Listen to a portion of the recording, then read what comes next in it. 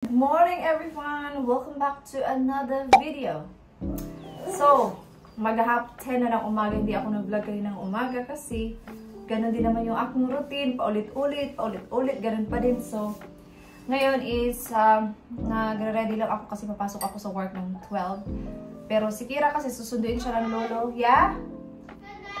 You finish? Kunin ko muna yung toast niya.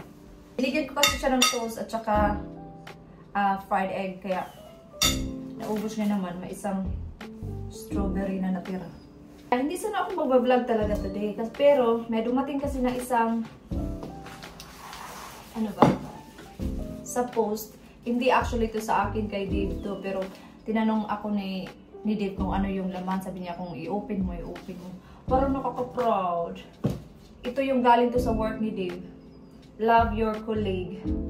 Like, and then yung company niya. Parang parang you've been nominated by the names ng kanyang mga colleagues. Like, basahin ko sa inyo yung comment ng isang colleague niya na one of the most supporting people I have ever come across in the company.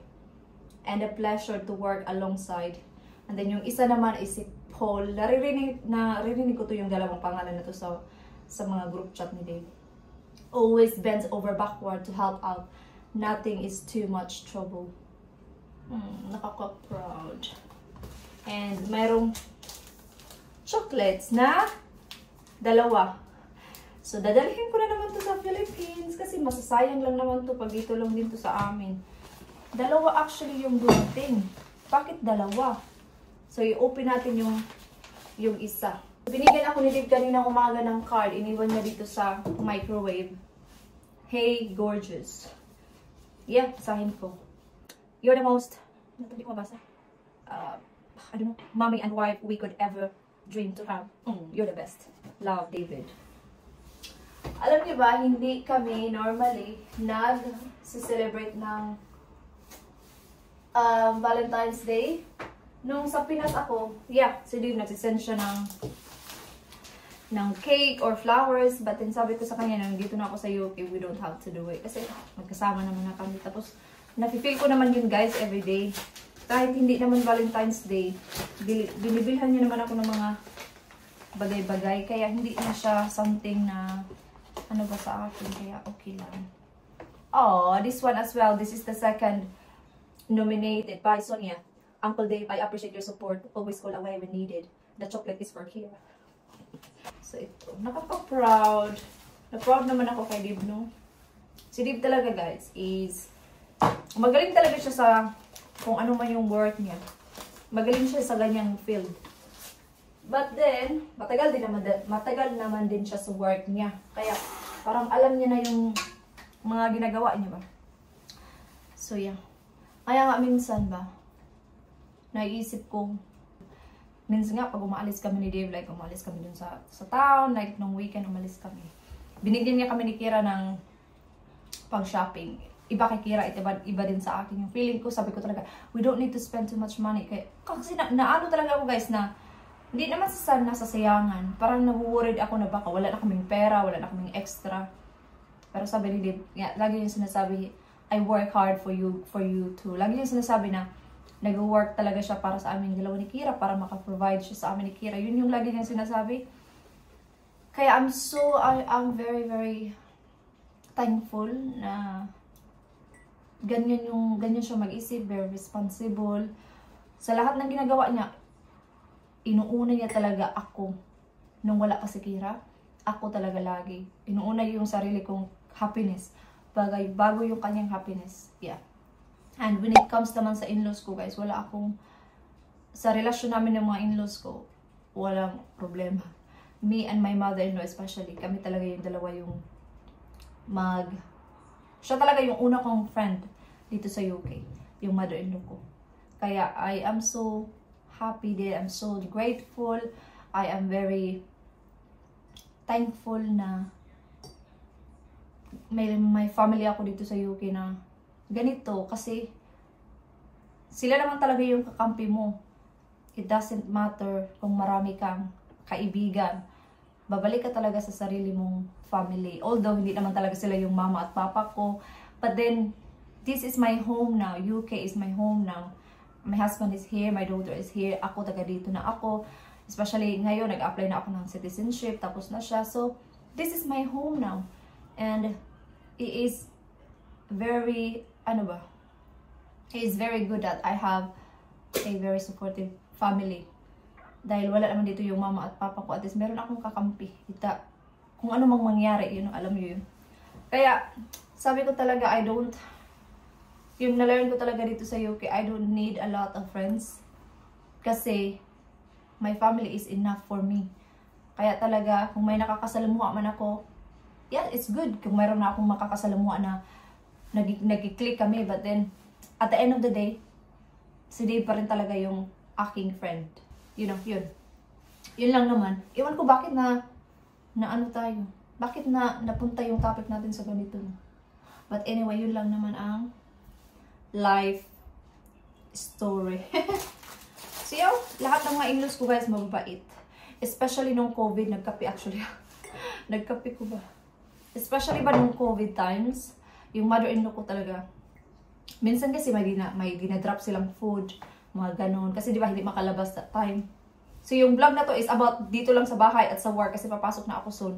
So yung makikita nyo after nito is maybe after work na yung magluluto na ako. So nung COVID time, pag nag-drop yung mother-in-law ko ng food or something, lagi yung may 30 pounds sa bag. Tapos makikita ko na lang may sobre, like nakasulat Jenny. Tapos pag inopen ko, may 30 pounds. Ganun. Kasi di ba that time walang work. Tapos sabi niya, stake it, keep it for yourself. So sabi talaga, binibigyan niya ako guys ng pera. 30 pounds every week. That time na COVID. Yeah, grabe talaga yung mother-in-law ko. And then minsan, pag meron akong labahan na nakikita niya, kasi di ba nag-work ako nung, tapos pumunta siya dito, tapos nakita niya yung labahan na nakasampay. Sinasabi niya sa akin, give me that washing. Bigay mo sa akin yung labahan mo, ako na yung magplansya. So, nakasampay na siya, kukunin niya dahil siya na lang daw magpaplansya. Wala naman daw siyang gagawin, so siya na lang daw yung magpaplansya. Yun. Kaya, lahat ng mga Pilipino na nakakausap ko ba, sinasabi talaga nila na, lucky ka kasi hindi lahat ng mga puti, yung mga in-laws na mga puti is kagaya ng in-laws mo, kaya you are in good hands, sabi nila. Kasi di ba, hindi yan sila ganyan guys, hindi yan sila gaya ng mga Pinoy na, sige ako na magbabantay sa anak mo, di ba? Ganun, pero yung mga puti guys, iba din sila sa Pinoy talaga, kaya yung mga in-laws ko, nagpapasalamat ako sa kanila kasi nandyan sila sa akin, sinusuportahan nila yung mga work schedule ko, without thinking na, oy, may gagawin kami. Uy, may gagawin kami. Basta sila yung nag-a-adjust sa schedule ko. It doesn't matter na mga retired na sila, I can do that to them. Parang mababait lang talaga sila. Yun lang, medyo napataas na yung ating story. May time na nag-message yung aking mother-in-law na hindi ko talaga in-expect. Sabi niya talaga sa akin, we love you very much. Kaya kasi sinasabi ko talaga sa mga kakilala ko pa, wala naman akong ginawa. Yung ginawa ko lang naman is to be myself, maglinis ng bahay, my work. Siguro nga nakikita din talaga nila yung effort ko, no? Kaya ganun din sila sa akin. Yun nga yung sabi ng mga friend ko. Kasi nakikita nila na naglilinis ka, nag-work ka, inalagaan mo yung anak niya, yung apo niya. Siguro kung maluho ako guys, yung out and about, siguro medyo may problem kami dyan. Pero hindi kasi talaga ako ganun. I'm more into work, cleaning, organizing our home. More on like that ako. Kaya maybe that's the reason why na okay yung relationship namin as daughter-in-law and mother-in-law. Anyway, napataas na yung ating topic nung ako ay kakain na dahil pagpasok ako sa work. So, nag-lipstick. Tapos na akong kumain, so nag-lipstick lang ako. Yung gamit kong lipstick is itong MAC na taupe. Ito talaga yung favorite kong lipstick for daily. And ito ding Charlotte Tilbury na Stone Rose. At itong Charlotte Tilbury na Pillow Talk. They're really good for everyday. And then naglagay lang ako ng oil sa aking buhok. Itong Oraplex na very good. Yan lang naman. And then ito yung aking powder from MAC. And then yung magpapabango tayo, no? Kasi work tayo para mabango tayo. Ito. itong Lady Million. Yan yung ating pabango for today. So, on the way, alis na ako guys in about 10 minutes and I will see you sa work. So, pauwi na ako guys. 5:32 na ng hapon. So, pauwi na ako. At, magluluto ako ng dinner. I mean, hindi ako magluluto kasi binili siya ni Dib nung kahapon ata. Pumunta siya sa Mark Spencer. So, lasagna kami, salad, chips, at saka maybe pizza. So, yeah. Nagutom na din ako guys. Siguro on the way home na din yun siya. So yeah, see you sa bahay. Yeah. So nauna na si Dib dumating. So nilagay niya na yung lasagna sa oven. So yung gagawin ko na lang is gawa ako ng salad para may healthy side naman tayo. So magsasalad din ako. Tapos lagyan ko ng avocado. Ako lang naman yung kumakain ng avocado dito. Sila hindi yan sila kumakain. Si Kira nandito na din.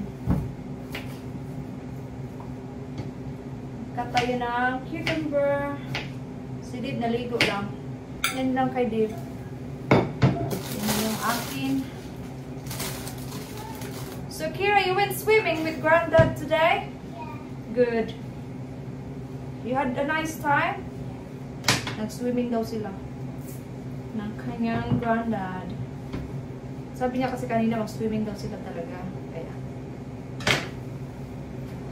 Nagsuswimming lesson yan si Kira dati. Kaso lumating sa point na ayaw niya kasi marami na sila. Parang hindi na lesson ang nangyayari. Parang naglalaro na lang. Kaya ayaw niya na. Pero marunong na yan siya lumangoy. Sa Pilipinas, hindi naman nagsuswimming lesson. Natuto na lang kung mag-swimming.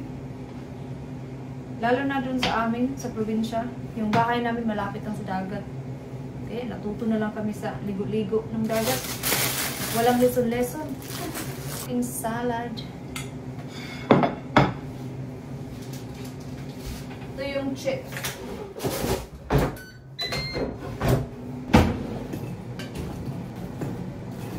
Ito yung chips. Pardon? Shoulder so sore. Can you grab the other one, please? What's My that? one. That one is mine because with avocado. Put that one in No, here. it's for her to Wait, do the you can- pizza.